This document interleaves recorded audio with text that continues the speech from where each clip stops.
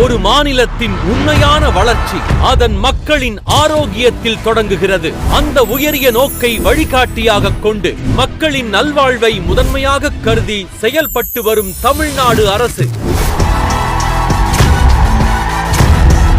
மருத்துவம் மற்றும் மக்கள் நல்வாழ்வுத் துறையின் சார்பில் தமிழ்நாட்டின் பல்வேறு மாவட்டங்களில் நவீன மருத்துவ மற்றும் சுகாதார கட்டிடங்களை உருவாக்கி மக்களின் பயன்பாட்டிற்கு அர்ப்பணிக்கிறது. மருத்துவம் மற்றும் ஊரக நலப்பணிகள் இயக்ககத்தின் கீழ் புதுக்கோட்டை மாவட்டம் அறந்தாங்கியில் ரூபாய் 48.81 கோடி மதிப்பீட்டில் 6 தளங்கள் கொண்ட புதிய மாவட்ட தலைமை மருத்துவமனை கட்டிடம் உருவாக்கப்பட்டு நோயாளிகளுக்கு உயர்தர சிகிச்சை வசதிகளை வழங்கும் மருத்துவ மையமாக உருவாகியுள்ளது.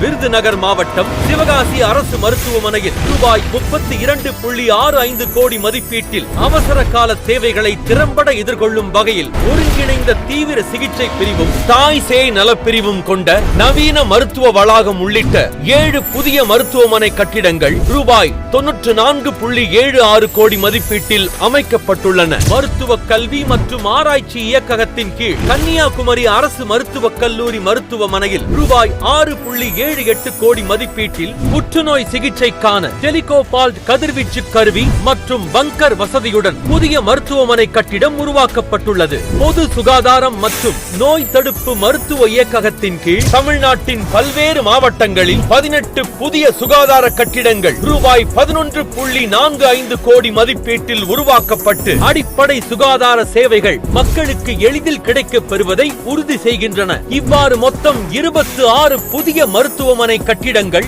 ரூபாய் 113 கோடி மதிப்பீட்டில் உருவாக்கப்பட்டு தமிழ்நாட்டின் மருத்துவ உள்கட்டமைப்பில் புதிய மைல்கல்லாக திகழ்கின்றன. இந்த புதிய மருத்துவமனை கட்டிடங்களை திறந்து வைத்து மக்களின் பயன்பாட்டிற்கு அர்ப்பணிக்கும் மாண்புமிகு தமிழ்நாடு முதலமைச்சர் அவர்களுக்கு எங்கள் மனமார்ந்த நன்றிகளை தெரிவித்துக் கொள்கிறோம்.